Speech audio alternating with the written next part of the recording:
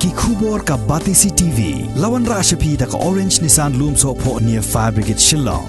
ka Khasi Hills Autonomous District Council kala wengno ya uba kintius emle na ka kam acting chief jong ka Himanong Spung balathong thamai no da uba Eral Jerwa kumu acting chief uba thamai ban pet ye ki kam sanshar khadar hapo ka Himanong Spung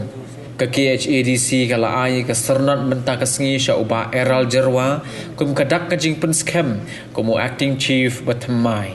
la ban kedo ba kajing weng no yu ba kenteus emle na ka kam acting chief jo ke Himanong Spung kade hadin bakiladon kijing ujor persya yu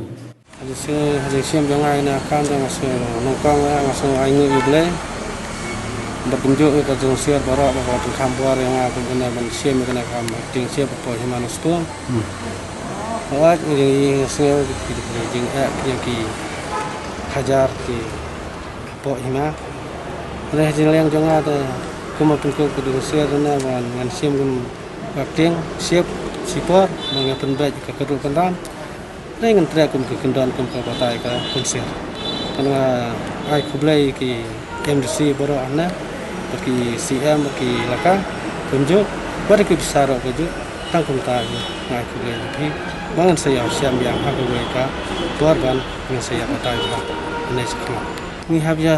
persang menia trei bang ngenia wat kilat kenti panganangkang ngang siam sai kilang do mangnia dalang menia trei rangkat banga manata ba ki sodar kunju menia trei rangkat ngimka bangan sim kebu bangan sim san ngewe huwe mangnia trei dak jing sotu bahkan Himanong Spung kan sang san